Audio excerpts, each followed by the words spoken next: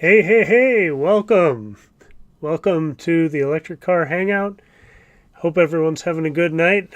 See Roland's in here, Chemist American Lifestyle from North Dakota, checking in.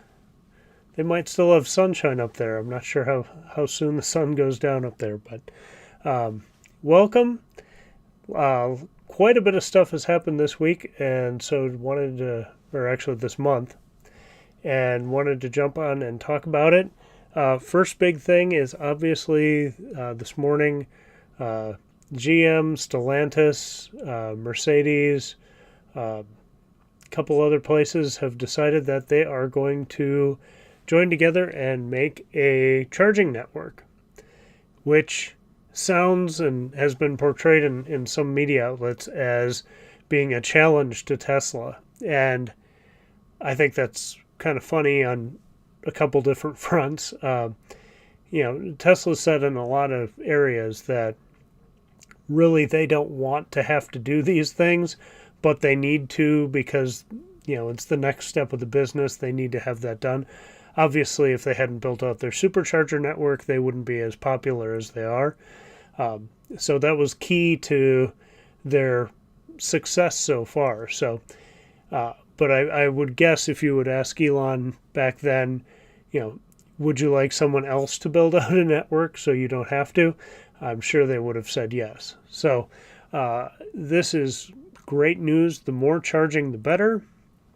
And so I'm excited for it. But there are going to be some challenges. I think it's a good PR move, good press release to put out there, but I think like Rivian has found out, it takes a while to, you might have ambitions to get all this stuff in the ground really fast and, be able to launch these chargers all over the country and into Canada and everything. But permitting and the local process can slow things down. Now, maybe with a bunch of automakers behind them, they'll have better luck. And now that municipalities have a better idea of what EV charging is, local electric co-ops and utilities have a better sense of what's needed. And, it's more of a run-of-the-mill thing now. And definitely by the time they start, trying to put stations in the ground next year, there's going to be a lot more familiarity. But that stuff just still does take time and takes permits. And but like I said, hopefully with the clout of all these organizations, I will bring up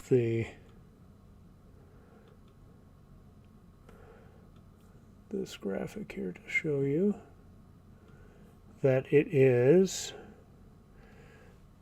and I'm still on. Okay, great. BMW, GM, Honda, Hyundai, Kia, Mercedes, and Stellantis. And some of those don't have EVs in the US yet, or not modern EVs, but hopefully those are coming too. And in the press release, they said they want to have 30,000, I believe it's 30,000 chargers put in. And they want to have them in good places with amenities, all that stuff. Powered by renewable resources. Again, that's all great. It's, we'll see how that goes. That was the ambition for Tesla, and, they're slowly working on adding batteries and solar to places, and, still working on making that happen. But it's a great goal, good ambition. Right now, there are, I think, 50,000 U.S. superchargers, and that number is obviously growing. And then I just looked at Electrify America. I'll share this. They're saying they have 3,592 fast chargers, so almost 3,600. And coming soon is 108. So that will bring it up right to 3,700 fast chargers. So if they come online, completely by 2024, and then this other network starts building out, plus Tesla's continued ramping of their stations, there's going to be a lot of great options for people. And this new conglomerate charging group is saying they will do both CCS and NACS, and so that's good. That makes it easy for everyone. And then we'll see again how the Electrify Americas, the EV goes, and this new group, which I don't think has a name yet. We'll see how they evolve as NACS becomes more and more of the standard. And this might be a way for some automakers to not switch to NACS. GM has already said they do it. I think Mercedes has too. But say Honda doesn't want to, it's very likely they could say, hey, you charge at our brand chargers. So I don't think this is really a challenge to Tesla. I think it's in concert with Tesla, even though they're not involved. Right now on the corner down the street from my house, there's a Quick Trip, and there's a Super America. What do they call it now? I can't think of what Super America is called. Speedway, I guess. So there's different brands on different corners, and maybe there will be a little bit of price difference. I'm not sure quite how that's going to work, maybe with loyalty programs and things like that. But, this is good that people will have a choice. Hey, I'm a member of this Stellantis Mercedes Honda group, and I get a discount when I charge there.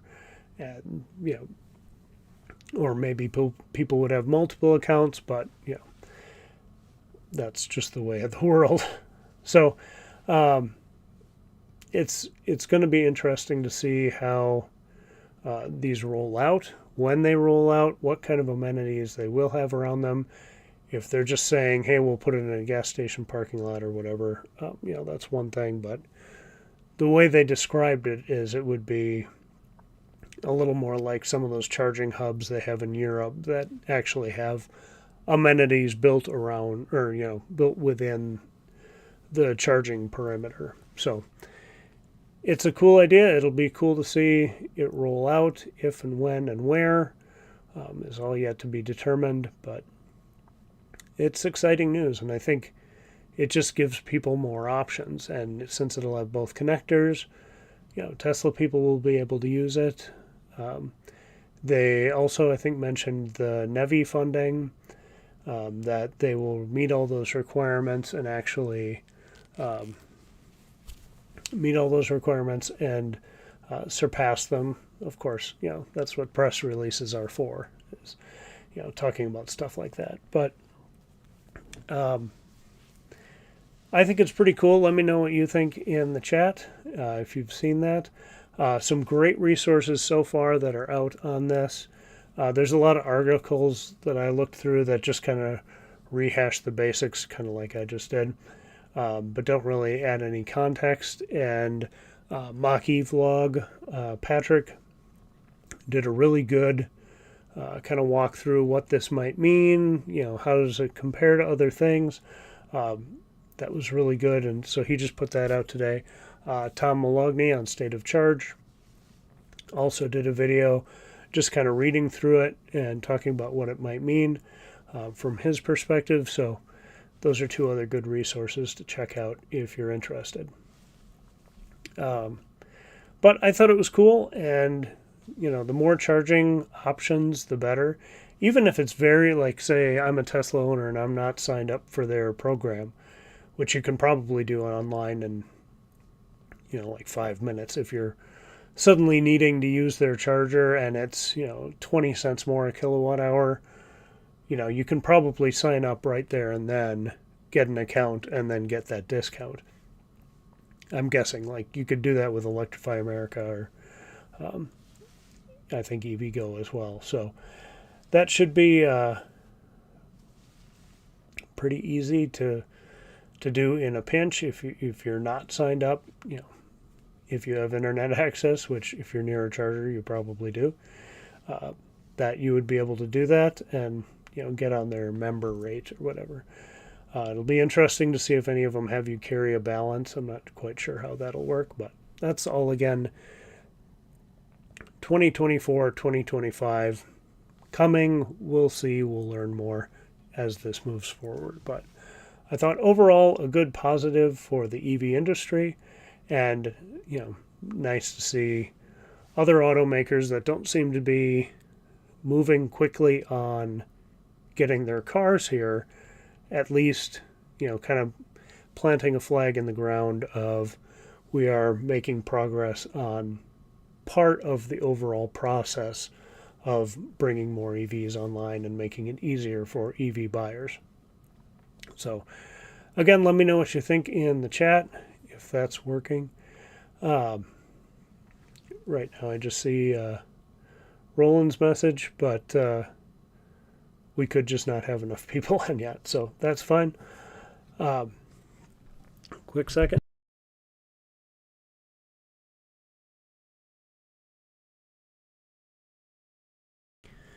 The other thing that just came out, I think it was yesterday, that I thought was interesting. I don't know how convinced I am on this, but the Chevy Bolt is back, and I kind of wonder if it ever really left. Now, they announced that it was going to die at the end of this year. They're going to stop producing the Bolt and the Bolt EUV, and by far it's GM's best-selling EV. So it was sad to see it go. I think everybody kind of wanted it to hang on. And they said, no, we're getting rid of this. We're going to move to our Ultium platform, like the Blazer and the Equinox, things like that. And everybody was saying, oh, but the Bolt is so, such a standard. But then, like a couple months later or a month later, they said, well, it might come back. And now, of course, they're saying it came back. And it's going to be an Ultium. I think it's going to launch. I don't know if this is official or people are just saying it probably won't show up again until 2025 at the earliest. And I kind of have a feeling that as they were laying out their Ultium landscape of vehicles, that the game plan was to have the Blazer and the Equinox kind of in that crossover space. And then they probably had plans for something about the size or size or budget of the Bolt, and we're like, well, we don't want to call it the Bolt, but we'll have something down there in that lower range. And I kind of feel like after meetings and kind of an outcry of, oh, you're killing the Bolt, the marketing people just said, or Mary or one of the executives just said, let's just bring it back as the Bolt. People will be thrilled that it's, now on the Ultium platform, which I don't think we have a real great picture of what that means yet, but, it'll be there. And let's, call it the Bolt, use that brand cachet, and, it's a good EV name, so why not? And just give it a complete refresh. Hopefully, I think the range is probably fine. Maybe a little update on range just because of battery density should be better. In a couple of years when it comes back out, it'll probably have the NACS port. So can charge on superchargers. That would be great. Hopefully it can charge faster. Like the 150 kilowatts. Right now I think it's 56 or 58 is the absolute max. And I don't think it's even rated that high. I think it's rated for 50 or 52 or something. And people have just seen more. So hopefully a higher charge rate, different charge port, maybe different charge port placement, which would make it easier with superchargers. So we'll see what it brings. I kind of have the feeling that most, if not all, of this was just kind of headline grabs. If we drag this out a little bit, say we're going to kill it, and maybe they really were. But I think after the outcry, it might come back. Oh, yes, we're bringing it back. It's just kind of stringing along so you're in the news every now and again. That's how it feels to me, but I don't care. I want it to come back because people seem to love their Bolts. So the more the merrier there.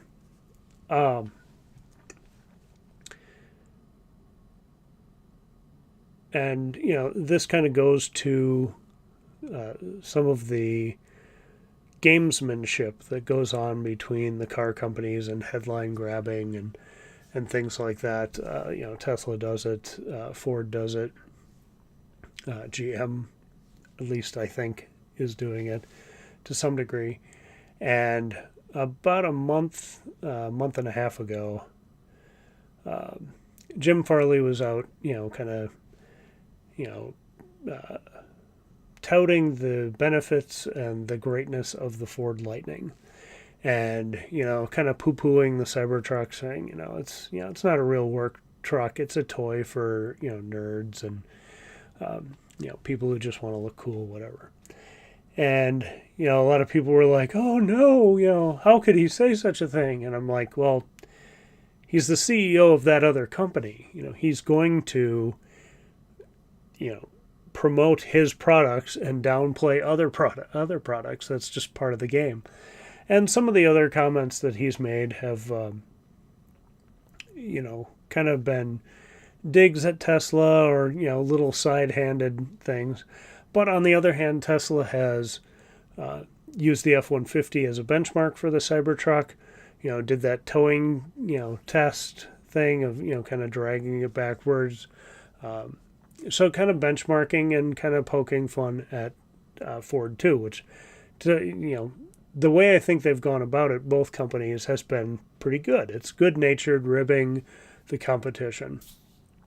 And this week we've seen images on Twitter at least that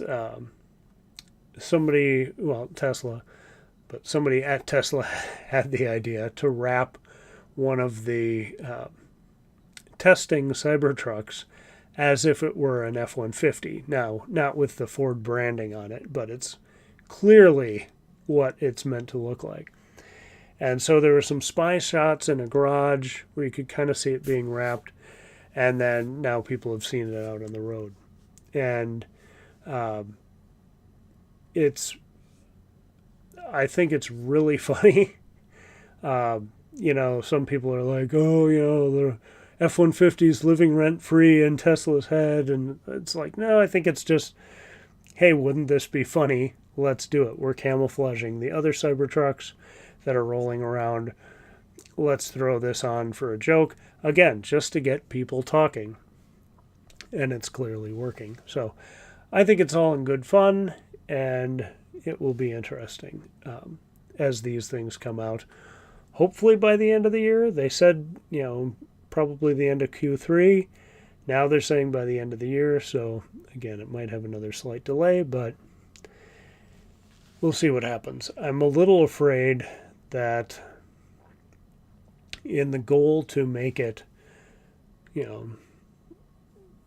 so amazing and so revolutionary, they kind of did the Model X treatment to it, in that putting so much new technology or new ways of doing things into one vehicle that they kind of Fabergé egged it, like the Model X, where it's, now instead of being simple to produce, and maybe it still is, but I get the feeling like, oh, this is really, a bigger deal and a lot more tech and innovation that isn't necessarily there in, the Rivian and the Ford, but like it also doesn't need to be there. The whole point was to be affordable, and if they can't get to that, then to some degree I don't care as much how cool it is if no one, no real people can afford to buy it. And then it won't ever be a work truck, and Jim Farley will be right. So maybe that will be the case. It's, like anything, time will tell.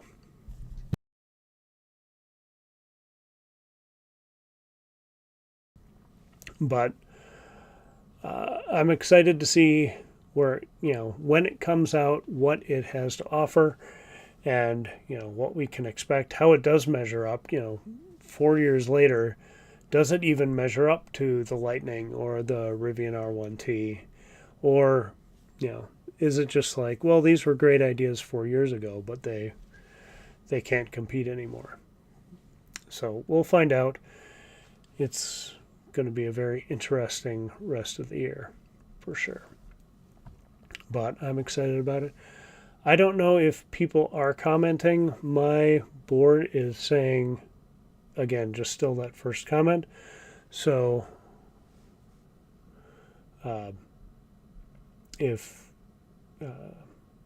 anybody comments and I haven't responded to it, just wanted you to know I am not seeing it yet. So, all right, let's roll on. This is going to go fast without comments, so if there's something you want to talk about, jump on. Saw another post today that was pretty cool, and it was, I can't remember which airport, but an airport put in a bunch of level 1 charging. That's just a 120 volt plug, and put that in for people parked at the airport. And that is such a brilliant idea. I wish more airports would do. Because really, if you're going out of town for a couple days, if you are going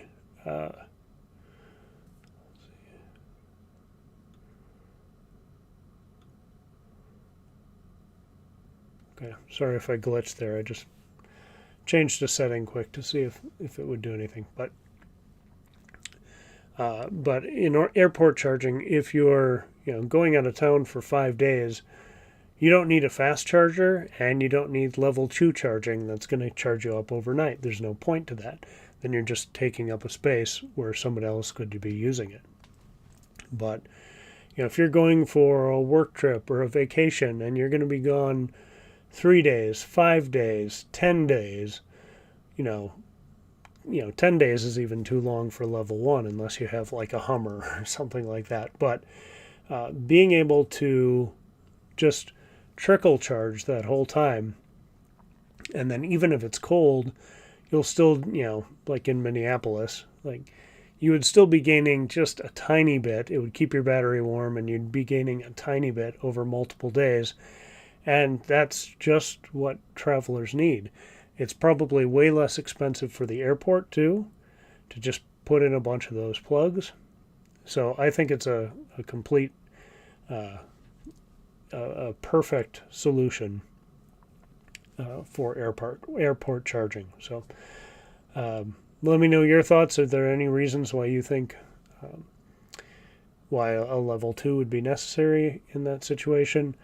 I guess, if you're just going for a day trip, a work trip down somewhere for a meeting. But I don't think that happens as often in a post-COVID world where, people are pretty familiar with Zoom calls. And if, unless you need to be on site for a reason, I would think just a one-day meeting, you would probably just do a Zoom call. Okay, John had just texted me that there are a lot of comments, and I am not seeing it. So I am going to... No, I can't do that. I can do it on my phone. That's what telephones are for. Reading comments when you can't see them. I was going to go grab my laptop, but that's too much mess. So bear with me here for a second. I will bring this up.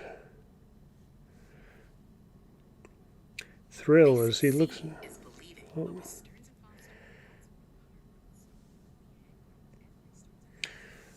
Okay, so we'll mute that. Thanks for the super chat, John. I'm just seeing that now. Super sticker with looks like a pear giving a thumbs up. So thumbs up.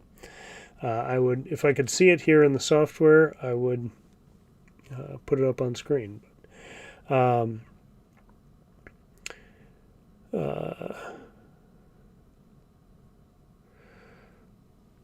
Larry, welcome. Todd, welcome. Gerhard, welcome. John, welcome. Hello. Sorry to be rude and not recognize people. Like I said, just a weird glitch on my end. I actually tried responding to Roland's first chat, and it didn't. My comment that I typed didn't show up, so that's weird. More chargers, the merrier. Yep, more the better. John was doing a Facebook Live from Monticello on I-94 in Minnesota here. And he said he noticed in Monticello the transformers are only 600 volts. I thought they'd be 1,000 volts for the 800 volt infrastructure. That was a dumb move on them for 600 volts. Not enough for 800. Yeah, I don't know if that one was permitted and built before that. Well, it was definitely before they were going to open up the superchargers. But maybe they hadn't made that decision on Cybertruck yet, because I think Cybertruck's going to be 100 volt or 1,000 volt architecture.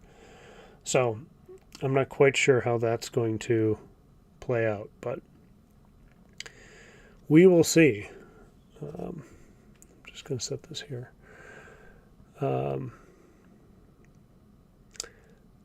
Monticello is new, but I think it's new last fall. So I don't think it's brand new.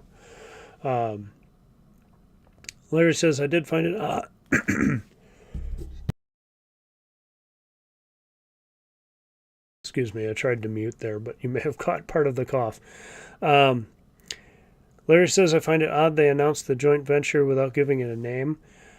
Yeah, maybe they're just waiting for the marketing people, all the companies marketing people to get together and, name it something like, the North American Charging Standard, or, come up with their version of that. So it sounds, like, as other companies are naming their networks, I can see it be like Electrify America or, Super America or, some of the, gas stations name. There's one not too far from me that's like Super Gas USA that I always think is pretty funny. So, yeah, it'll be interesting to see what name they settle on.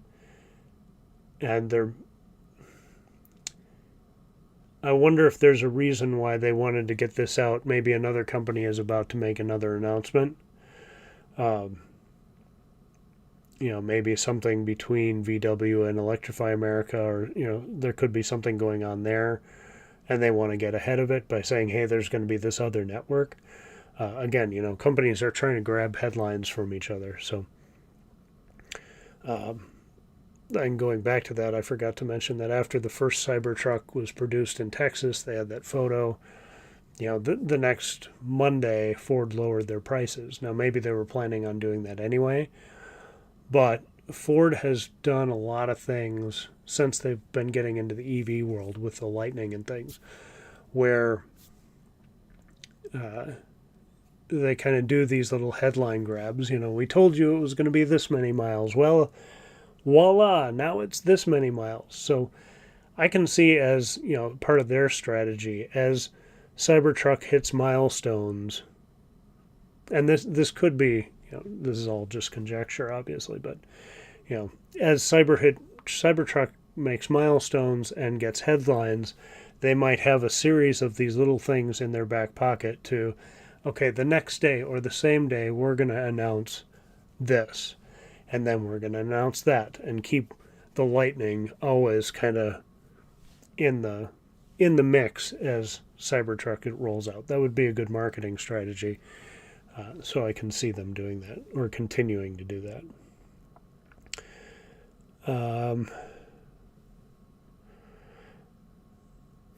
John said, had to hire security guards. Will be fistfights at the chargers. Well, not if they build a ton of them, and not if they, everybody can choose their favorite. Like, I don't know if it's still Speedway that does this. They have like a partnership with Cub, and you get like so many cents off gas when you use your Speedway card or little fob or whatever it is at Cub. You get some money off gas, and so maybe different companies will start doing that to kind of help sponsor, especially if a charging partner is in their lot. That would make a lot of sense. Get you on the grocery store reward program, save a little on charging. There could be some good deals that are good for EV drivers coming up. Gerhardt says, car transport ship with 3,000 cars, including 25 on EVs, on fire off the Netherlands coast. Fire is blamed on EVs. In various media sources, only one official source. Dutch Coast Guard says source of fire unknown. Yeah, I think someone just it sounded, what I saw, it sounded like someone from the Coast Guard just conjectured that that could be it, and then a bunch of headlines ran with it. And, you know, we tend to think of, police making statements, Coast Guards of different company or countries making statements, and you think the person is speaking in their official capacity with no personal bias, but it very easily could just be, yeah, we talked to Dwayne, and Dwayne hates EVs, so he's going to throw that out as, oh, it's probably the EVs that were on there. And, that might not be, what the overall Coast Guard thinks, or what will be determined. We've had this with local law enforcement too, where they've said, well, it was, caused by the EV or something, and then you look at, the photos, and the EV might be burned, but the battery pack isn't. And it's like, no, that was a house fire that caught the car on fire, and the battery pack did not ignite. So you just never know on these things until there's more, definitive proof. Hopefully we will get that, but it might be tough on a ship fire. I don't know if the whole thing went down or if there was just a floating husk afterwards. I didn't get a lot of details on that. John says, I understand the short pull installs are for people with bike racks. They need to put a sign there. I see regular people pulling into those, even in Monticello, no trailer hitch. It's kind of rude. It is kind of rude. I think there's, I think there's going to be a learning curve, especially with how many, this is, the next few years are going to be, almost every EV buyer is going to be new to EVs. And so there will be a learning curve on stuff like that. I'm kind of okay with it if people stay with their cars and are being conscientious. Like, if someone with a trailer would pull up, hopefully they would notice and move. Same with the, I don't know if you'd necessarily recognize that someone had a handicap, but, they have those handicap preference, spaces that are to use last. And hopefully people will be respectful of those, able to use them but not abuse them. So hopefully it is kind of rude, and I wish people wouldn't do it. But, I think that's a thing, I've done a couple times and then go, oh yeah, I really shouldn't have done that. And, maybe now all chargers, at least in Minnesota, aren't too full. It's not a big deal. But even the chargers here in Minnesota are getting more full. So, that could be an issue in another year. Roland, just wondering, GM joined Tesla. I know there's money involved, and now they joined another group. I'm sure there's money involved again. From the sound of it, somebody from GM was interviewed right after they made that announcement and said there's no, there's no financial deal. Maybe there will be for the adapter when that comes out. But, they made it sound like, nope, Tesla just opened it up. And then on the last earning call, Elon said something to that effect too. Is like, we're not licensing it, we're just opening it. So I'm guessing Tesla is thinking we're going to get more people charging, more utilization, and that'll help balance our costs. And that might be the motivation for these other automakers is, hey, if we can make a little back on the charging, depending on what they charge and electrical rates and things like that, that, they can get a piece of that pie too, that they won't be if everybody's charging on superchargers. So that might be some of the motivation there. John, I think, was talking about the Bolt. Update the charging of 50 kilowatts is way too slow. Yeah, especially in a couple years, that's going to be like, ancient, Roman chariot speed charging. Um, Jason, hi, welcome. Um, yeah, the F-150 wrapped Cybertruck, I think, is just like brilliant. Like it looks so good because from a distance it looks like an F-150, and then you're like, the shape is all weird. What's going on with that? And yeah, it just kind of screws with your mind. But I thought they did a brilliant job with it, so I'm excited to see that thing rolling around more. I'm sure that will be at the reveal where they say, and you can wrap it. It comes in just this steel gray, but you can wrap it any way you want. And if you want to wrap it like a truck, here's your way to do that. I can definitely see that being at the unveiling. I didn't see any Ford badging on it, which was smart. So I think they'll be able to get away with having that out there because it's generic enough. I don't think anybody will complain. Cybertruck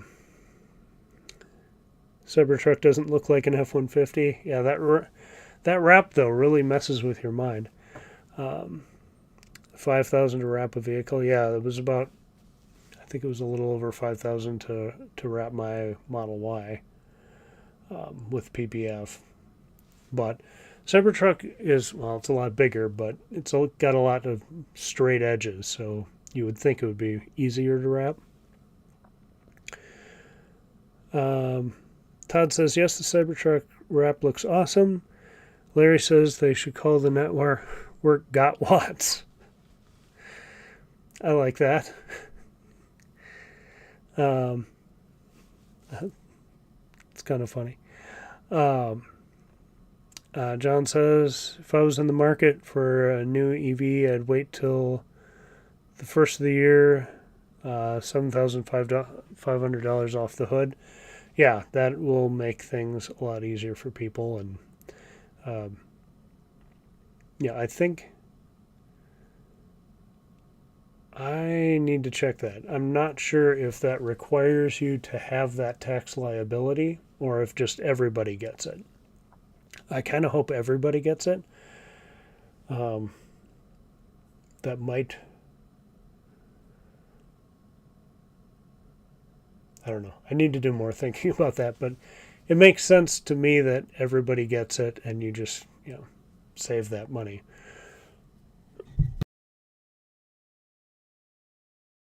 But, if it's being funded by the tax liability from people who would have that, then, I don't know. I need to do more thinking on that before I can make a really informed decision.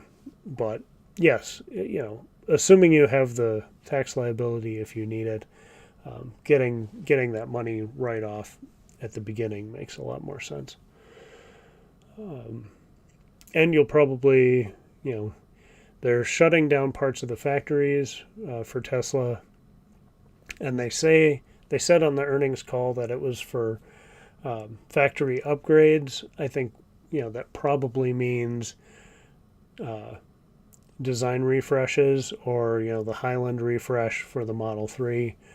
Are they making Model 3 in Shanghai? I think they are, because I know that's one of the plants that's going offline. But regardless, if you wait till next year, you can probably get a hardware for a car that's also got whatever next refresh there is.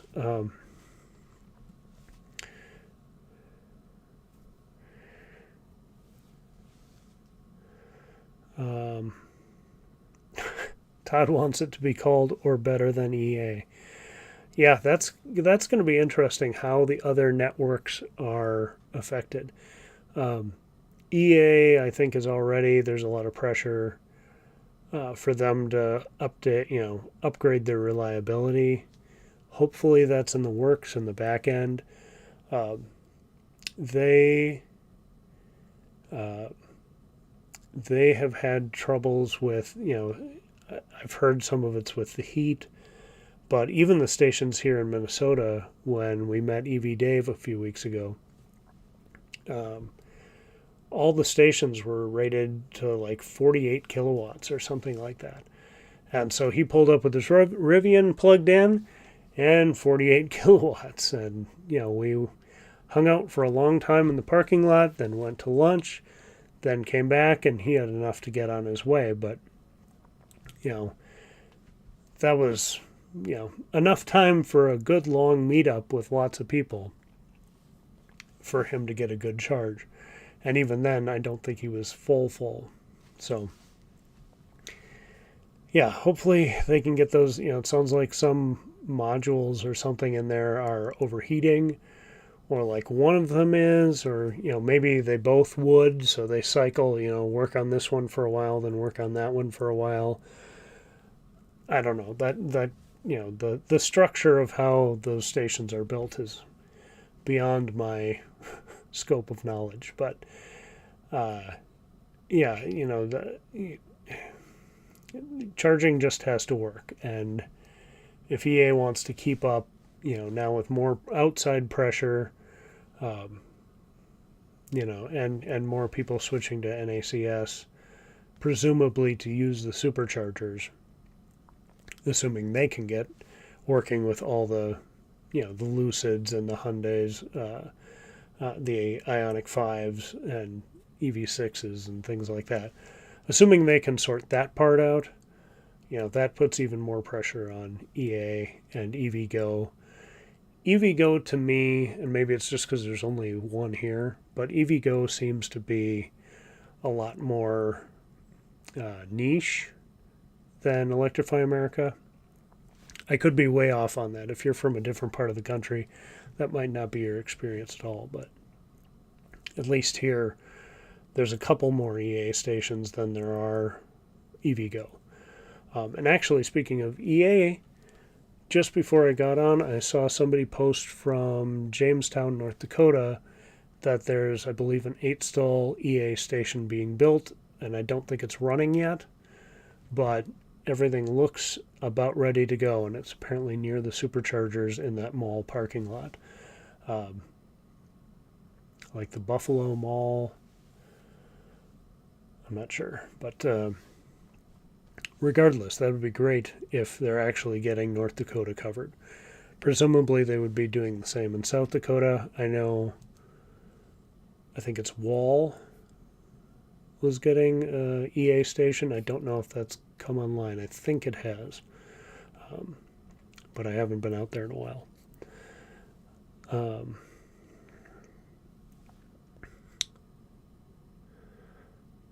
Apparently it's an anonymous comment. Sorry, I don't remember what I was talking about on that. Maybe the anonymous comment was about the ship that caught fire. Yeah, so who knows where it came from, or who wants that to be true. It's just sad that happened regardless. John says the people have no idea you have to put signs up. People don't read minds. Can you put a picture up of the F-150 Cybertruck wrap? Yes, I can. I have skills of the internet.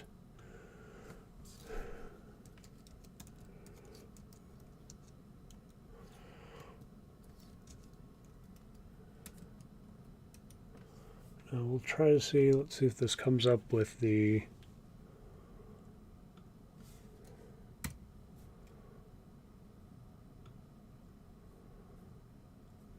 Hello, internet. Are you awake? Let's see if I can find it on Twitter.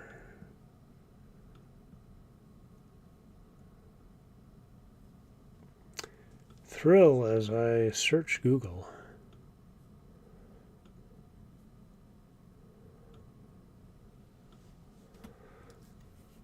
Let's go to Twitter.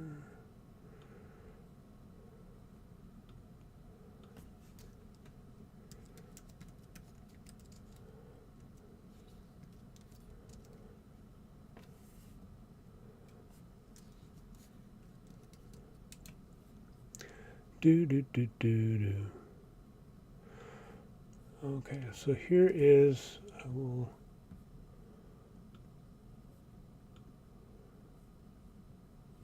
show this one. So this was the original post. You can see it. It's in a garage. I'll see if we can zoom in a little bit. And it really makes, this angle really makes the front of the Cybertruck look small. So that will be an interesting thing to see. And then someone saw it actually, oh, there we go. Someone saw it driving around. So I don't know if that will be... Here you can see some of the other wraps they've had on it.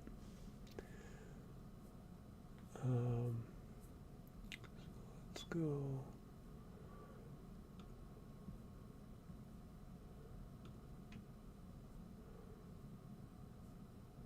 There's just different angles of that. And then someone saw it driving around that thing.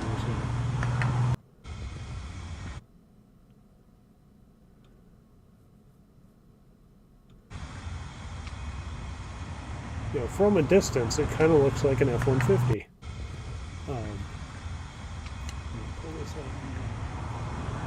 Looks like Gregor Truck posted that. And then someone saw it, I thought today, out and about. Maybe that was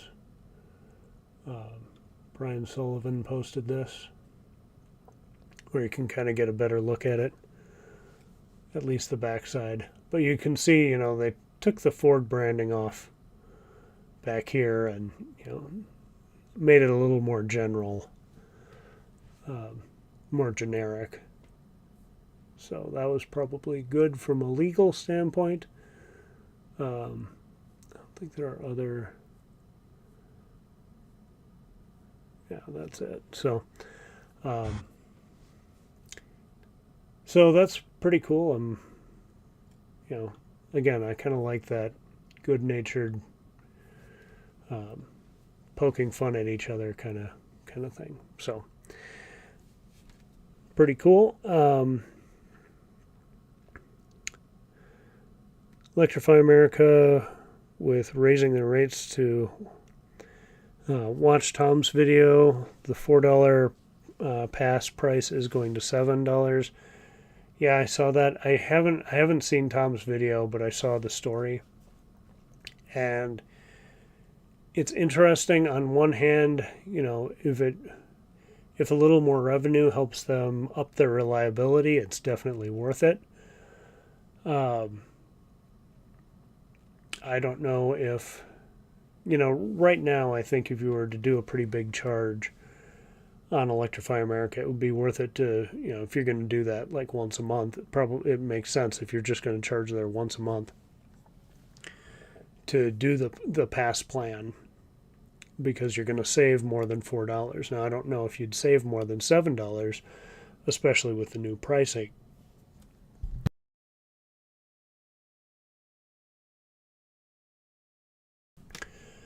So that's, you know, you're going to have to look at how you charge and, you know, what works for your situation.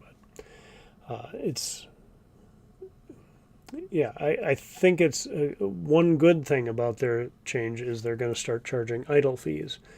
And I did see someone online post that, you know, one of the big problems people have with EA is it will say your old station is still running when you get to your next station. So if they're going to start charging idle fees, they need to make sure that, you know, is stopped and it's, you know, officially stopped, you know, before they start putting idle fees on it. And you're not driving from, you know, Topeka to Omaha and still racking up idle fees at the last charger. So hopefully they have a way to get that streamlined, and maybe that's why they haven't been charging idle fees until now. But, you know, I've also seen a lot of people complain that, you know, the ID4 or whatever, that get, you know, a vehicle that gets free free charging, is just sitting there topped up, and no one's around and no one's coming to get it because there's no idle fee. So hopefully that solves that.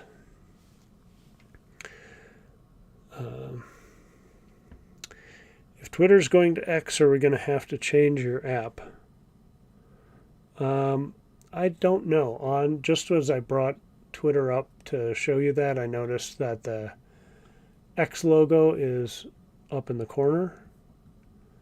I can show you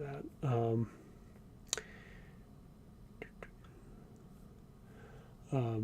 See, the X logo is up there. I have not seen that on my app yet, but I also haven't updated my phone app for Twitter, so I don't know if that's showing up there. It's not real high on my priority list. I don't really care. At least the Cybertruck tonneau cover works. Yeah. So far as we know, it seems pretty rigid and pretty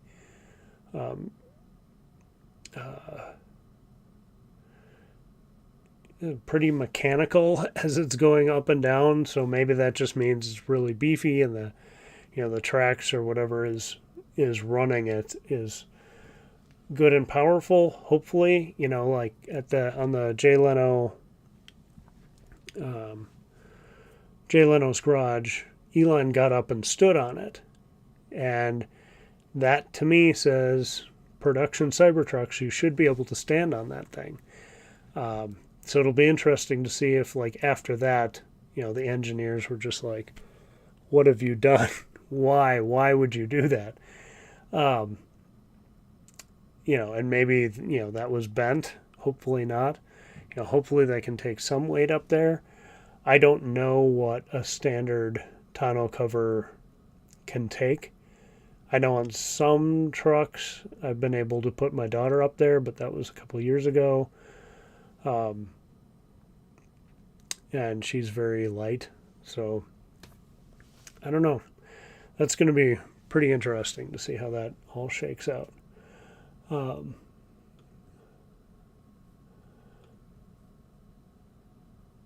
But going on from there, I think I'm caught up on comments. At least it looks like I am online, or on my phone here. Dang it, there's another thing I have to look on.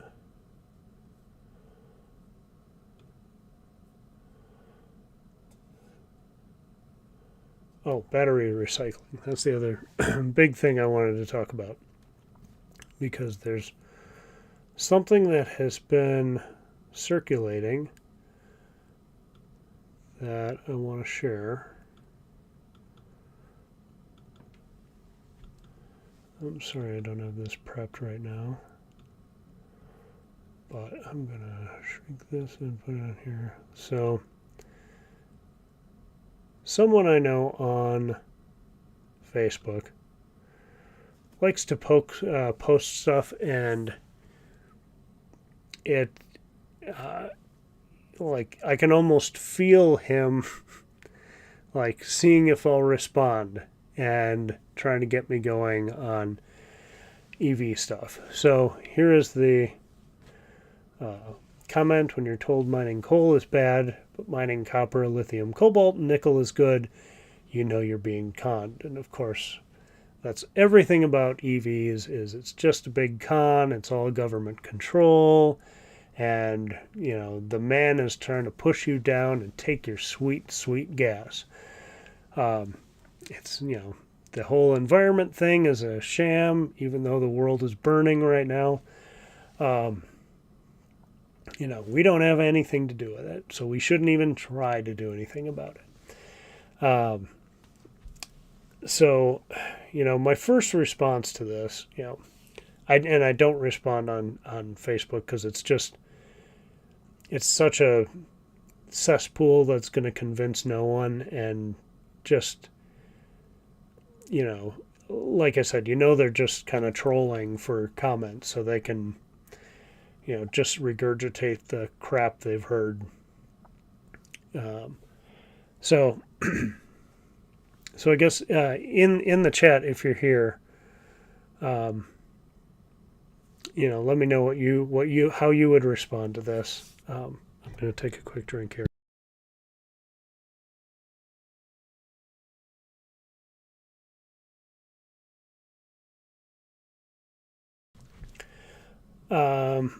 Jason says, bummer the structural packs are not reusable.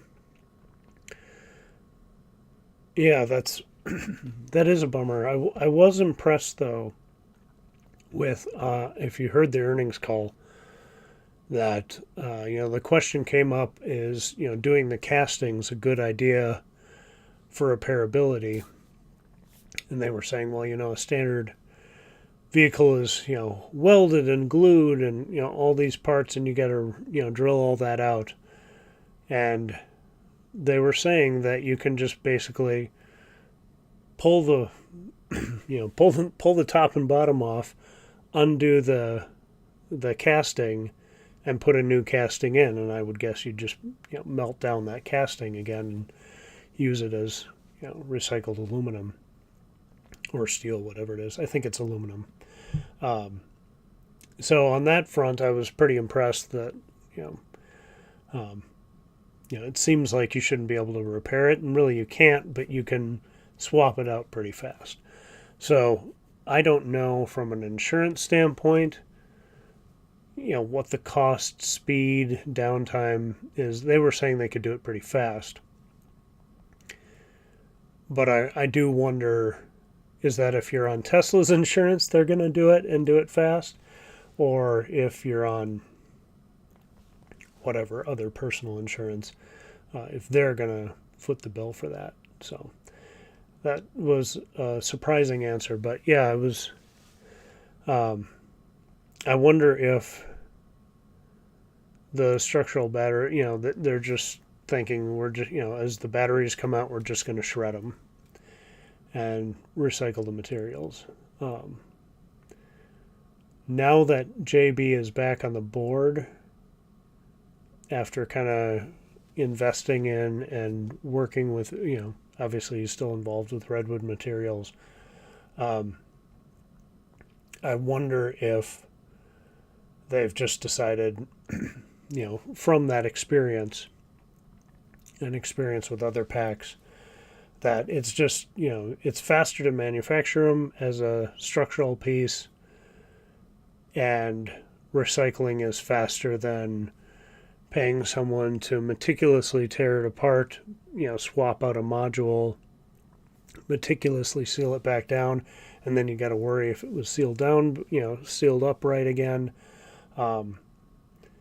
It might just be more efficient from a time, money standpoint to shred them up, put those materials back in, and then make new batteries out of them. So, yeah, I don't know. I guess I don't have the details on the numbers that they're privy to know if that's a really good decision or bad decision, or if it's just maybe it could just be it's easiest for them and it's a time efficiency thing. But I would think if it's just the like they were saying with the castings, if just the battery got damaged or something, if they could just, like those cast pieces, just unbolt, drop it, pop a new one in, and it might be good to go again. So, I don't know. Let me know your thoughts on that. Again, I'm not an expert on all this stuff. Just thinking out loud here. Gerhardt says EVs are about controlling your mobility. Yeah. Because everybody can make gasoline at home. So, of course, if the government wanted you to stay put, there's no way they could, because you make all your gas at home. And nobody gets irrational when there's a shortage of gas or a suspected shortage of gas, like there was down south a couple of years ago, where people were filling garbage bags full of gasoline because they wanted to make sure they got all they needed. And it was, it was the fear of running out that caused the shortage that they were afraid might happen. So, yeah, it's just, if you panic, you're being controlled, is my take on that.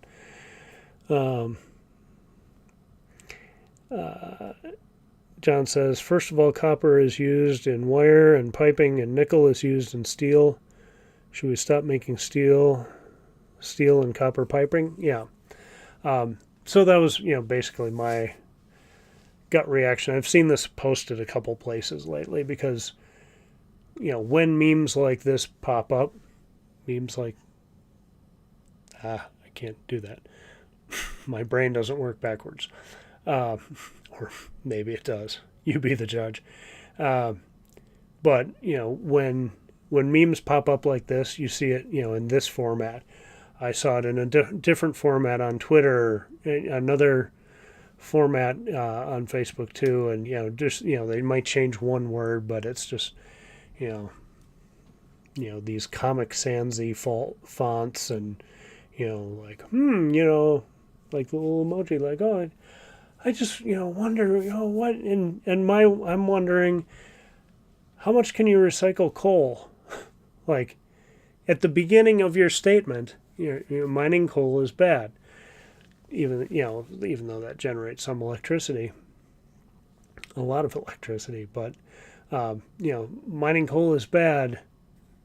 Mining these other things that all can be recycled is not as bad as something that can't be recycled, right?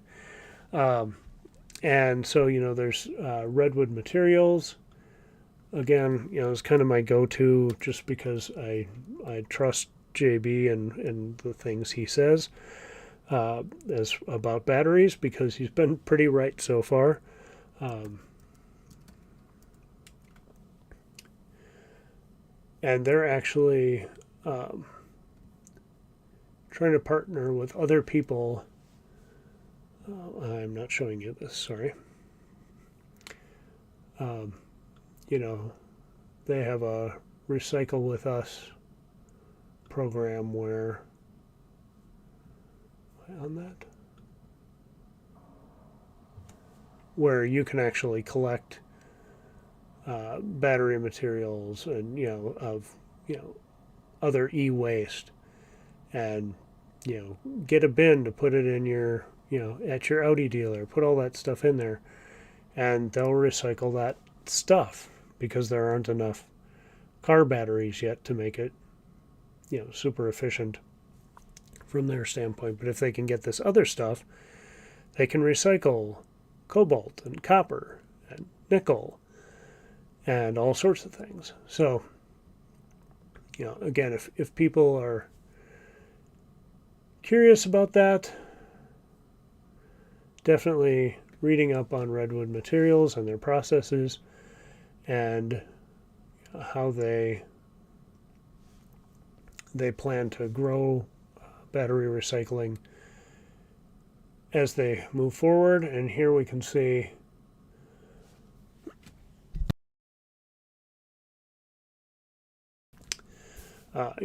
here is lithium. Hey, look at that. Cobalt. Hey, look at that. Nickel. Look at that. All these things that we can we can recycle and put into new batteries. So that's a good resource to share with people when they're being obtuse and just regurgitating things. But I thought, before I talk, because I am not an expert, I'm going to just type into Google, can coal be recycled? And, here's something from the EPA talking about coal ash reuse. And apparently, after coal is burned, you can actually have really slow internet because you're trying to live stream too. But basically, there's a few different uses for if you want to recycle coal ash. Now, obviously, the coal people are thrilled about this, but it doesn't seem to be happening yet. It's more. It seems like it's more theoretical than anything.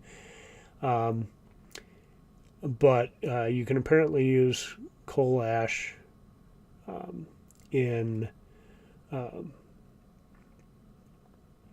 concrete and in things like drywall. I'm not sure why this link is not working. Okay, yeah, here. Beneficial use of the recycling or reuse of coal ash in lieu of disposal. For example, coal ash is an important ingredient in the manufacture of concrete and wallboard, also known as drywall. And the EPA supports the responsible use of coal ash in this manner. Okay, so then, the question becomes, how often is this happening? Is there another substitute that doesn't require burning coal in advance? So we don't have the downsides of burning coal just to get some ash, and are there other things that could be used better? So, again, part of the reason I don't like responding to, kind of these gotcha things on Facebook is because it requires some, some research, and I try really hard to not be wrong about stuff. I am sometimes in videos, and I don't like that.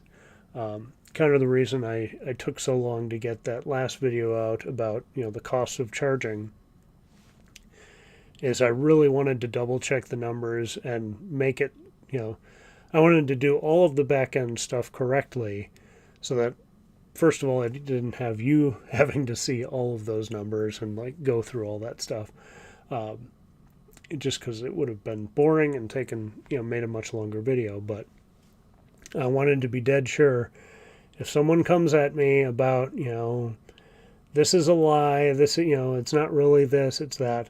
I wanted to stay on the conservative side of all my numbers, give ICE the benefit of the doubt on their numbers, and round up on my numbers, to make them look realistically bad.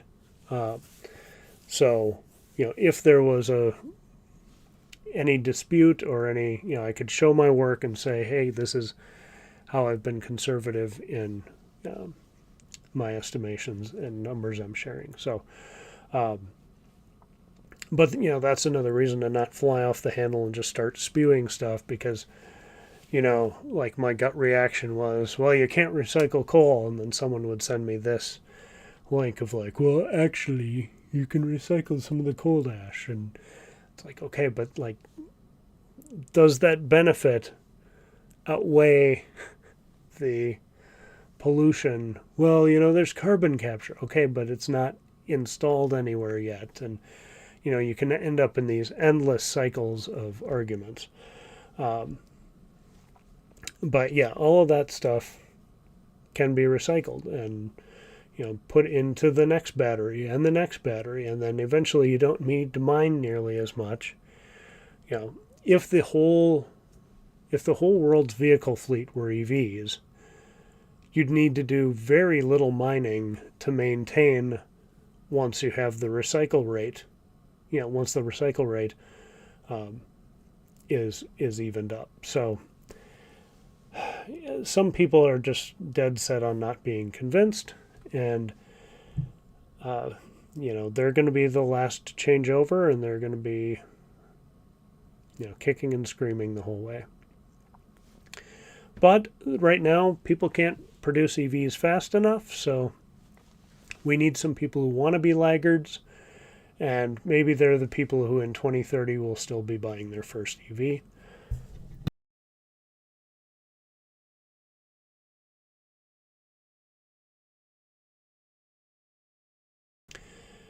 And so, there'll be a lot more capacity for EVs. There will be better charging. And so when they step into it, they'll be late to the party, but it should be pretty easy. So we'll see if that's the case. There's only so much you can do. Some people just will do anything to not be convinced.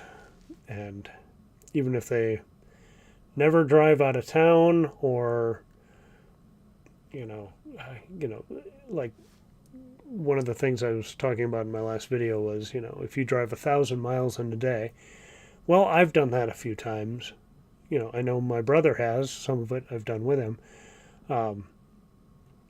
But most people don't. If people need to go 1,000 miles in a day, I would say at least 85% of people will drive or will fly. I'm going to close this down. You've seen it long enough. And, I kind of, there was a back and forth. It was a good back and forth, but it got a little tedious toward the end, where someone was like, yeah, but like the price and the speed, like if you need to road trip really fast, you should take like a Prius.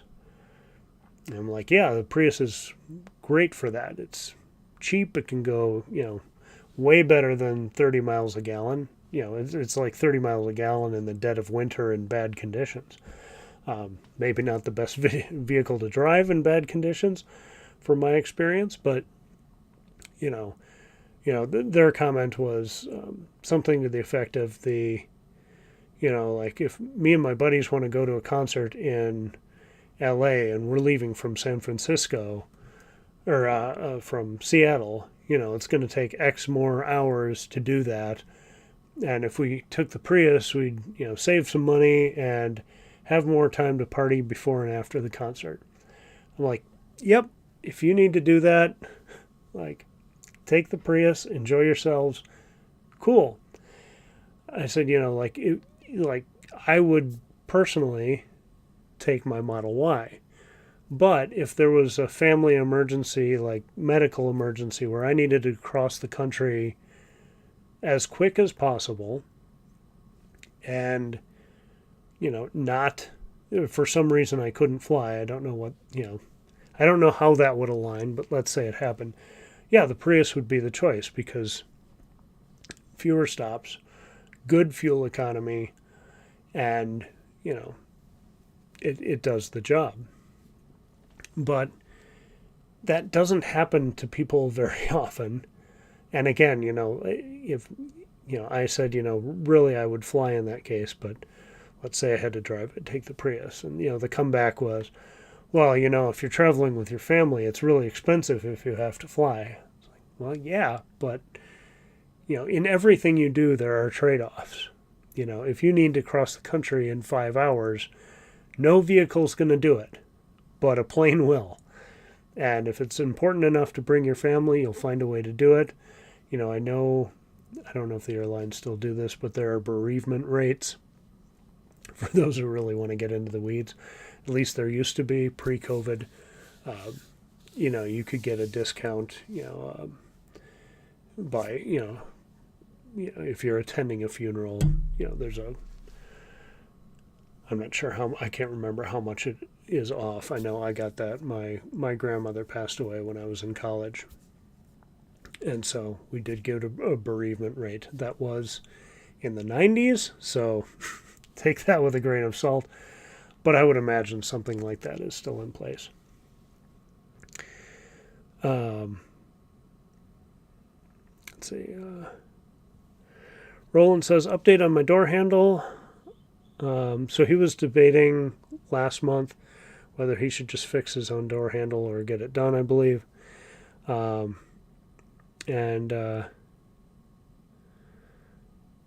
thought it's about $1,000, but only $300 for a Gen 3 door handle. So I just went for Tesla, Dustin, the mobile tech, instead of him trying to fix it. And Dustin showed him how to calibrate it. Awesome. That's great. Yeah, for $300, that's pretty good. Did he come up to Williston, or did you have to go down to Dickinson or somewhere? I know sometimes they batch service or have for you guys in North Dakota. So just curious about that. But I'm glad you got it fixed. It wasn't too terrible. Um,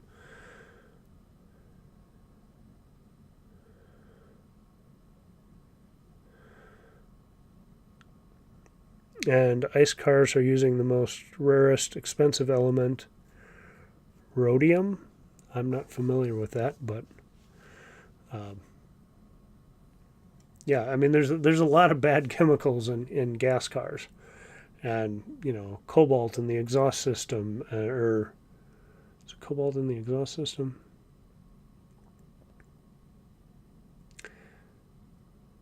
I know cobalt is used in the refining process, but there's something else in the exhaust system. It might not be cobalt.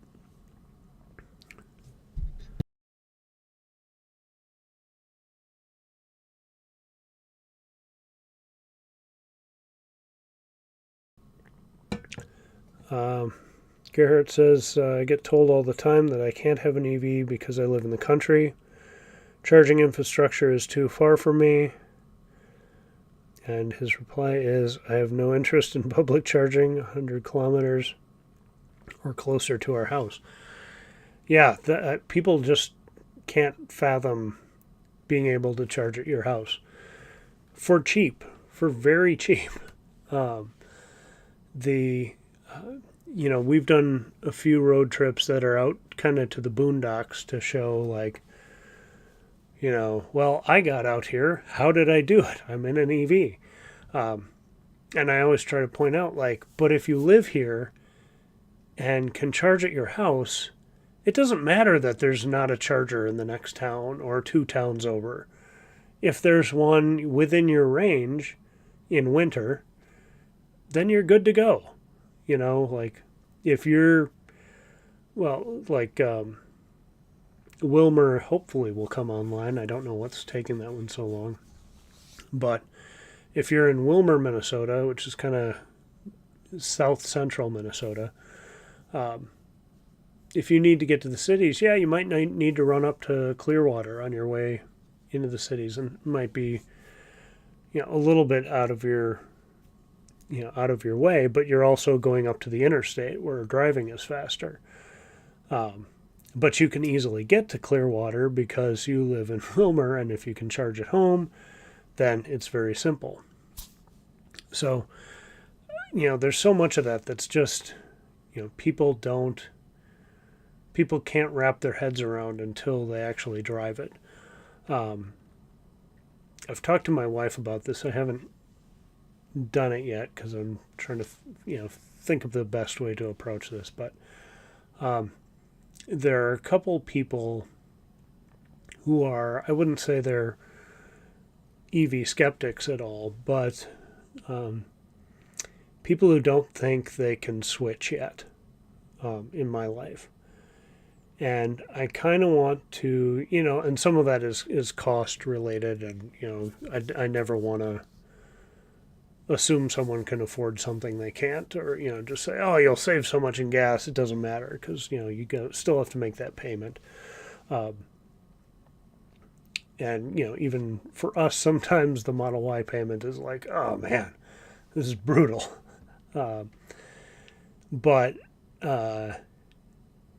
the something I'd like to do is take one of these people who are open-minded but just not ready yet, and swap cars with them for a week, and let them do their daily life stuff, maybe on the weekend, take it out to a state park or whatever and come back, and have my phone at the ready if there's any questions, whatever, and just have them film little bits.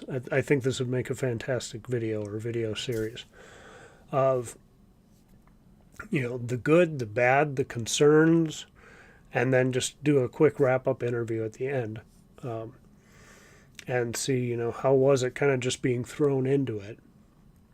Obviously I'd give them the basics for safety and things like that, but just let them take it as if it's their car, and, like, do the things you normally would, and don't worry about it. And if something comes up, give me a call, if you can't find a charger, you don't know how the navigation works, whatever, you know, I think most people could figure it out pretty easily. But you know, I think that would be really cool.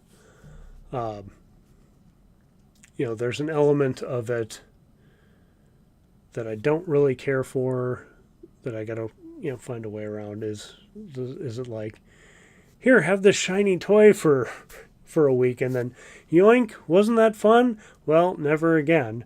And I don't want it to come off like that.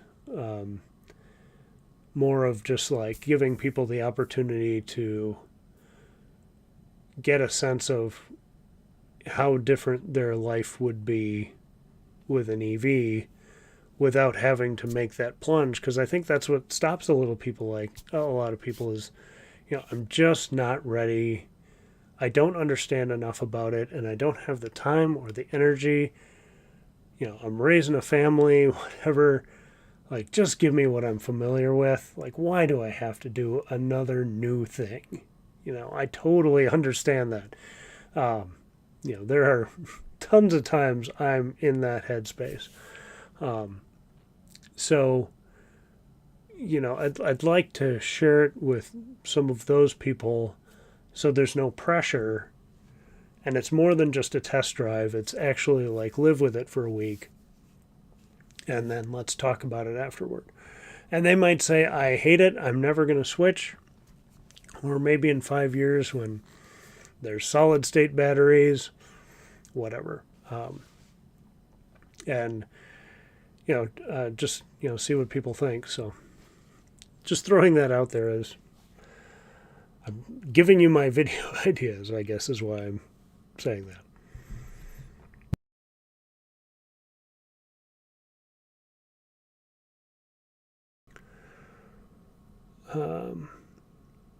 Oh, Roland says that Dustin did go up to Williston, which is northwest uh, North Dakota. So that's cool that he came right to you. And rhodium is in catalytic converters. Okay.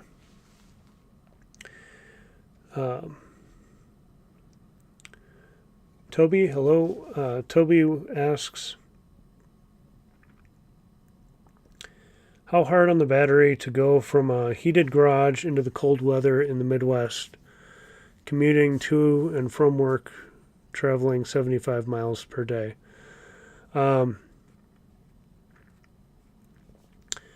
Shouldn't be bad, going from a heated garage into the cold. That, I mean, the pack is so thick and there are enough layers, and there's the battery management system that keeps the battery moderately warm too, you know, at good temperatures. So I didn't drive 75 miles per day, but my wife drove, I think your commute each way was about 25 minutes, 20 to 25 minutes, and in the winter it could be significantly longer if there was a traffic jam. And we never had problems in our 2015 Model S. If you can preheat the battery while it's plugged in your garage, that will keep it happier. So before you leave, just have it start preheating for, you know, 15, 20 minutes, or, you know, I would usually do like 10. And then, yeah, I wouldn't be worried at all. I wasn't worried at all about if it's 75 miles each way and you're, you know, it's 40 below, you might have some issues, you know, on a day like that. But those are pretty rare. So, but if it's just 75 total, I wouldn't worry at all about it. But you might want to stay away from like, the Mini E, or, you know, some of those really low range. The BZ4X probably isn't for you. The Solterra EV. There's a Lexus version of that too that's got got pretty poor range and pretty poor winter.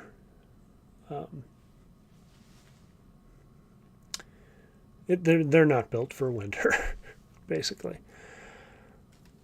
John asked to take your car and drive to California and back, put a couple $100 on your credit card. Yeah, they could. I mean, we'd get a hell of a video out of it. Probably not enough to pay for the supercharging, unless they did off-peak supercharging.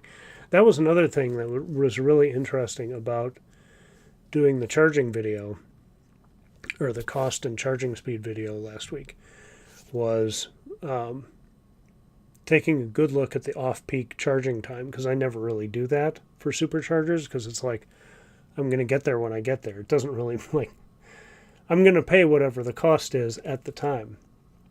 But it gave me an idea to do something like an overnight road trip where I'm on those cheaper times and see what the cost difference is to do, like the typical trip. So I might be doing something like that with Joan in August. I'm debating whether I can have her on the overnight stuff, though, because she doesn't sleep well in the car. And that could be kind of torturous, and I don't want to do that to her. But I'm trying to plan something for August. I don't know what it's going to be, but it's going to be like the lowest budget EV road trip we can do. And it's going to be, peanut butter and jelly sandwiches in the back of the car instead of fast food. It's going to be trying to charge off peak times, maybe some campsite overnights, things like that. Still try to do a robust, fun road trip, but do it as cheaply as we can. So, and the video I'm working on right now is about kind of like my top 5. I don't know what the number is going to be, but like my top 5 road trip tips. And it's not stuff like,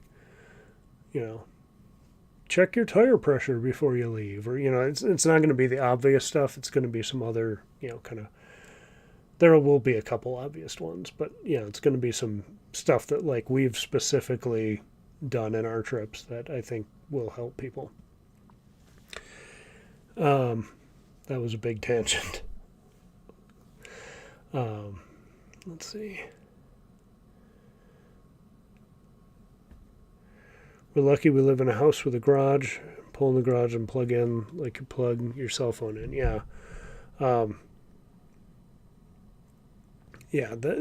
know Glenn, I haven't seen him in here, but he uses public charging all the time. So I wonder if he tries to hit that, more level 2s or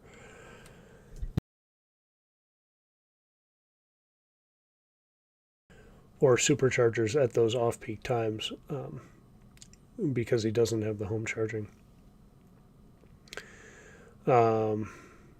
Jason says, Toby, mine has been fine since 2018, from heated garage to cold Minnesota winter. The pack always heats until 20% state of charge. Yep. So yeah, you'll want to make sure you charge overnight, but I haven't had any issues. Jason hasn't had any issues. I really don't know anybody who has had issues.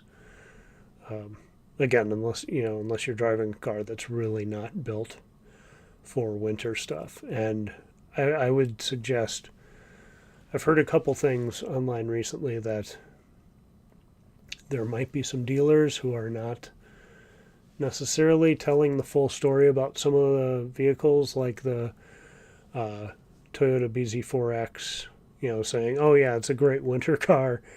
And then you look at the stats and what they say, and it's like, no, that is not a good winter car. I do know someone in Minnesota who has one. So far, he seems really happy with it, but he's kind of been in the EV world for a while, understands what it can and can't do, and so far he's enjoying it. We'll see how winter goes, but know what you're getting into before you watch plenty of reviews online and then make sure you're not watching the same, or just trust. Make sure you're not just trusting one reviewer to get a well-rounded picture of what vehicles do well and what they don't.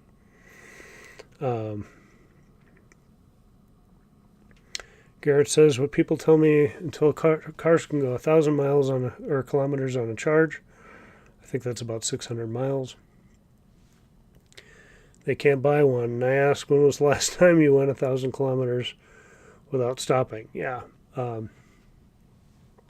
That's a big one. I saw someone complaining, or, responding to someone complaining that, an EV in the UK just couldn't get all the places they needed to. And I'm like, if it works in the US, in Minnesota, and I've been able to get everywhere I need to go, I think, they have enough range to get around the UK. John, thank you for the super sticker. That's a very generous $20 donation. I appreciate that. You don't have to do that, but it's very kind. I thank you. It is a pair dancing. If you can see the comments, you can see that. Again, I can't bring that up here today, but thanks, John.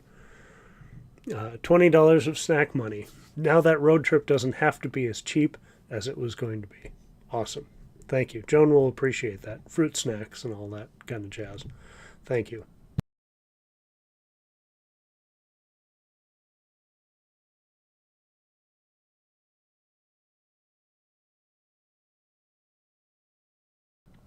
Excuse me, it's very dry down here. The air conditioner is obviously going, and unfortunately with this camera setup, there's a vent right above me. So, but yes, thank you, John. The other thing I wanted to bring up, Toby says, looking at a Model Y 4680, just wasn't sure about going from a heated garage to the cold every day and the effect long term and short on the battery. I don't think, obviously 4680s are new, but Tesla's been doing battery management really, really well for, over a decade.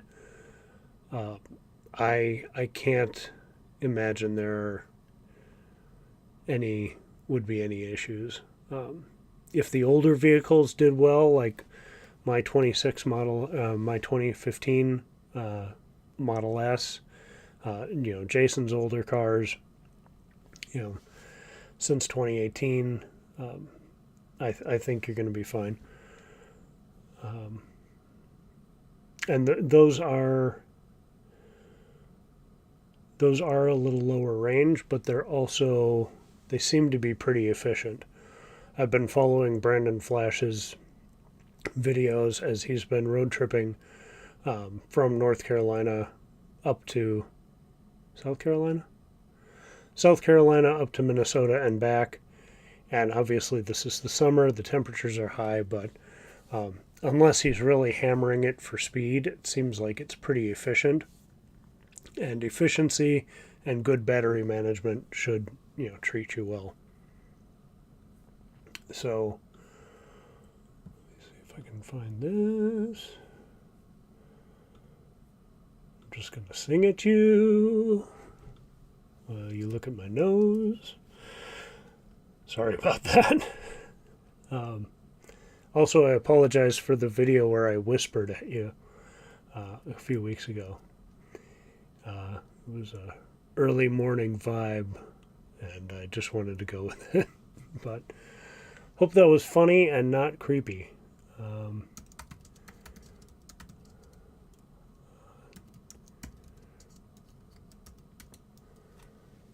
So, I don't know if a lot of you guys watch the Now You Know channel, their Tesla Time News on Tuesdays. Disclaimer that I do some editing for them.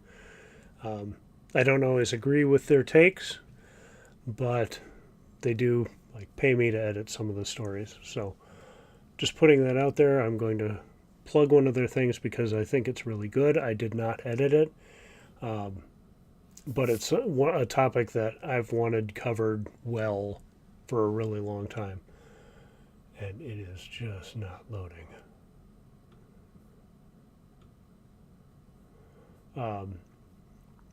And their take on it's about tanker trucks, gas and oil tanker trucks that you see driving on the highways all the time, and their story about it is about the bridge collapse in Philadelphia and how the tanker truck crashed into the bridge, under the bridge, and the fire, dropped the bridge.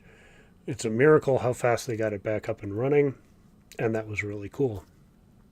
But I think through a commenter somehow they got, kind of into, what are the crash statistics of those things, and then, damage to bridges and overpasses, all these kind of things, with, with these gas, diesel, oil trucks crashing and burning because they're, hauling flammable liquid. And I've always wanted to cover it because, people say, EVs are ruining the roads because, the extra weight of the battery pack.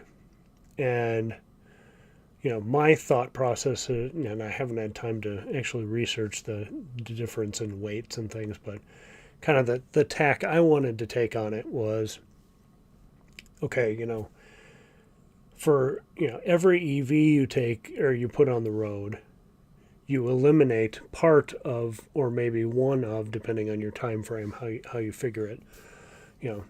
You're taking a gas tanker off the road, and their point about it is the more EVs, the fewer of those, the less crashes, the less incinerations, the fewer deaths, different road maintenance issues. But I was always just thinking from a wear and tear on the roads. Semis do the bulk of the wear and tear on the road. So you pull a few of those off.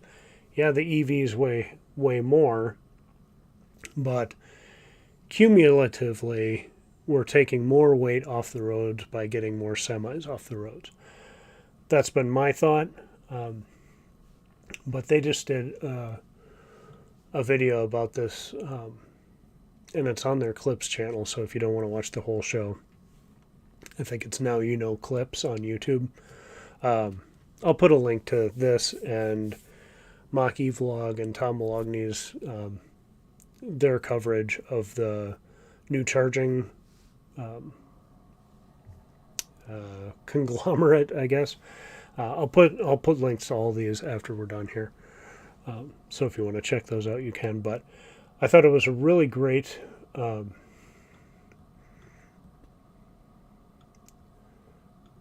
trying to get this to load. I thought it was a really good coverage of that. But I think, like as I'm saying, I think as you're watching it, if you also have that in mind of like we're getting weight off the roads by getting these things off the roads by using more EVs, I think there's a big value from that side of it as well. So, let's see if I can. I'm going to sneeze.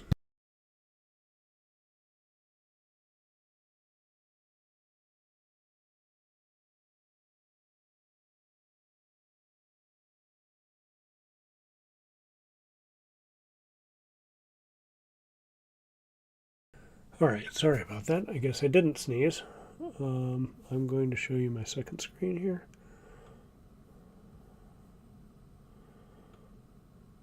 Well, it looks like EV Dave's got a new video up too. So now you know.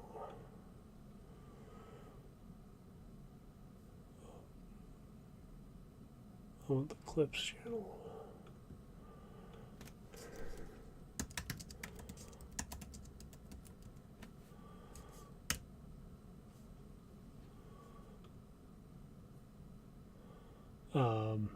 Yeah, so here is the video. I'm not going to play it because I don't want Copyright strikes? Not that I think they would necessarily give me copyright strikes, but you know what I mean. So they basically go through the numbers of tanker trucks, and they had jokes and stuff into it, so it's not all dry, but basically, when one of these incidents happens, everybody's got to scramble, put the infrastructure back together. And there's a significant loss of life in a lot of these accidents too. So, definitely something I think people should check out. And like I said, it's just on their Clips channel. Now you know Clips. And Tanker Trucks is the name of the story. So, so I'm not just saying that because I do some editing for them. Just like I thought it was a great story.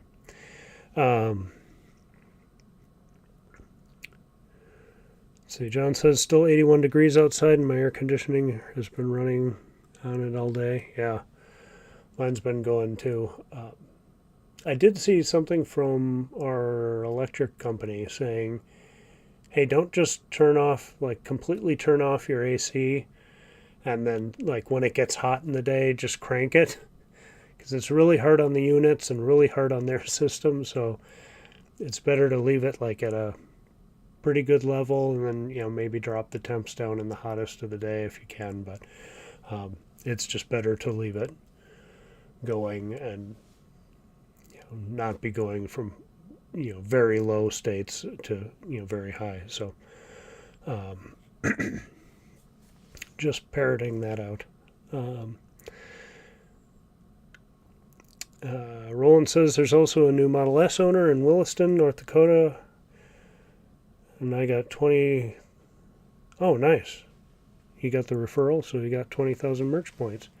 Yeah, and Toby, Roland is in, like I said, northwest North Dakota. It gets very cold there, and his garage isn't heated, but he charges on level 1, just the 120 plug, and has been fine through 4 winters up there. So, yeah, I wouldn't have any concerns about that.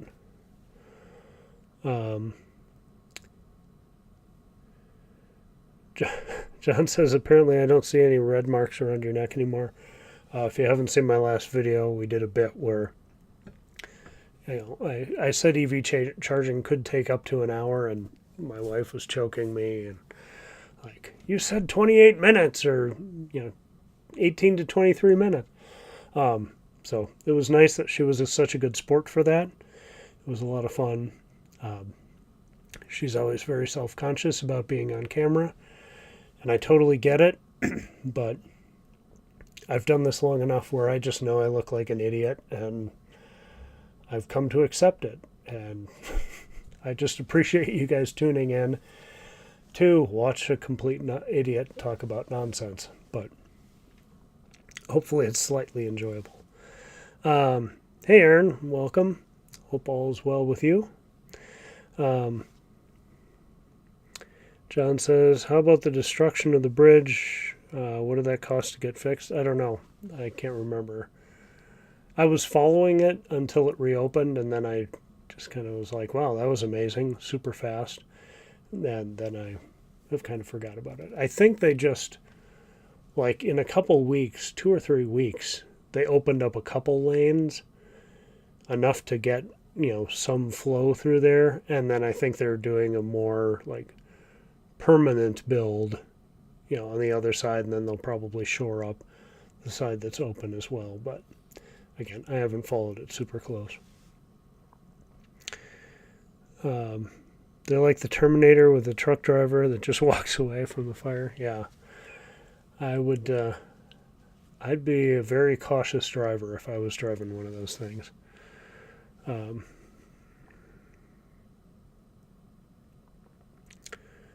Kevin suggests, hi Kevin.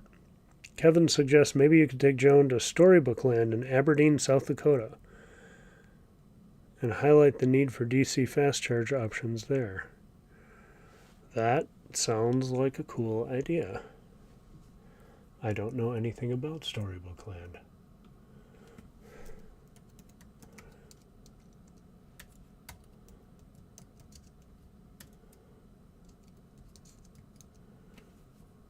In Aberdeen, South Dakota.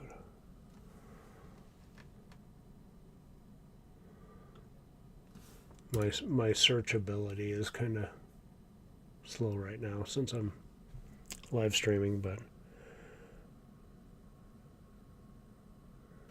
oh, that's funny. Yeah, YouTube was wondering if Gerhardt's comment "likable idiot" was appropriate. Yes, I think it's kind actually compared to what you could say.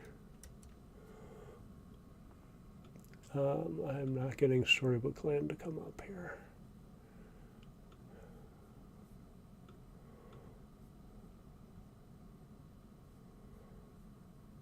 Google Maps. Just try it that way. Yeah, I don't know. I'm not having super internet right here. But yeah. Anyway, I think those were the big topics I wanted to cover today. Does anybody else have anything they'd like to discuss in the chat? We talked about the Bolt coming back. Just wondering if there was anything else that I was supposed to.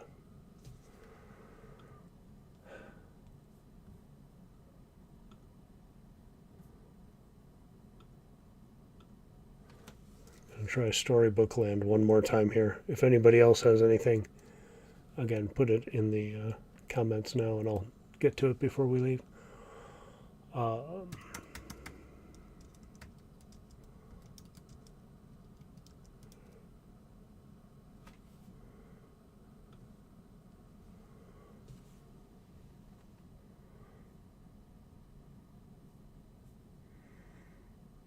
Yeah, it's really interesting. Kevin says Practical Engineering had a good video about how they repaired that bridge so quickly. Yeah, that would be cool to see, because yeah, it did happen so fast, and I was just watching updates and things on Twitter and just couldn't believe how fast they got that back up and running. And this is just not loading.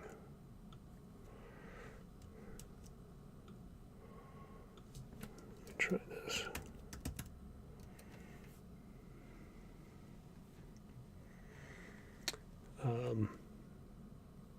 Yeah, that's just the logistics of that. I'm amazed. Getting all the materials first. A few days to clear all the burn and wreckage and the destroyed bridge part out, and then to bring in all new stuff, have that all lined up. It's just remarkable to me.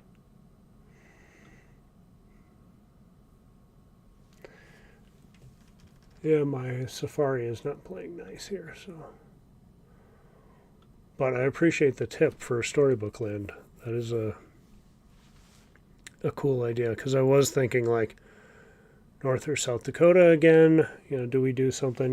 Get out and see some bison or the Badlands or the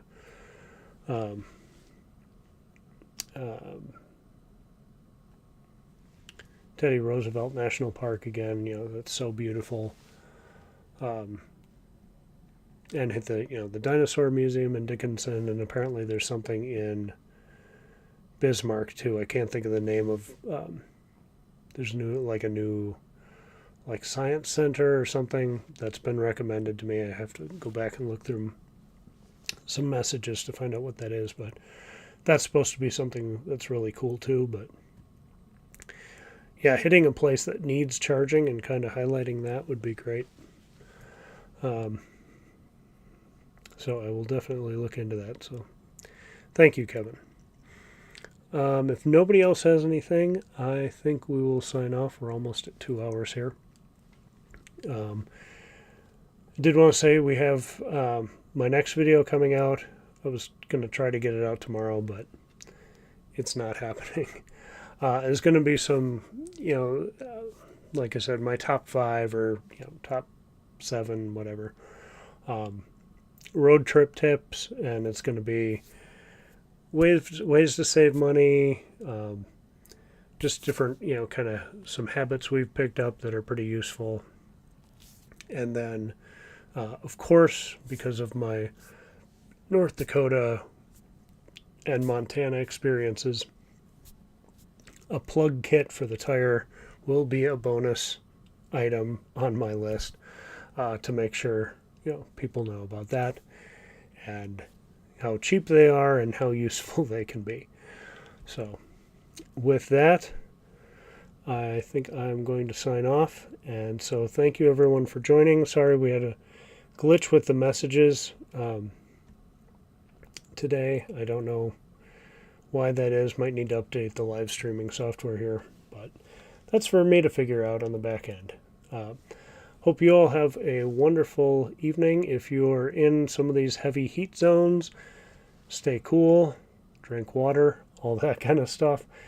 And we will see you later. Next live stream should be at the end of August, last Wednesday in August, and I'm going to try to get Ellie to join me because August is our 5-year anniversary of buying an EV. And so I'd like to get her perspective on it. Obviously, I have my own thoughts, and I'll probably reach out on Twitter, Facebook, and the community posts on YouTube asking for any questions anyone has about our 5 years of EV ownership. And so if you want to get a question in beforehand, we'll do that, and that might help get Ellie on here. If I can give her a list of questions she can think about beforehand, and then we'll just discuss it on air, and then incorporate comments too. But I like to let her be as prepared as possible. So thank you again. Have a wonderful night. Thanks for joining. Happy road tripping, and we'll talk later. Thanks. Bye. And down to the end screen dance. See you later. Bye.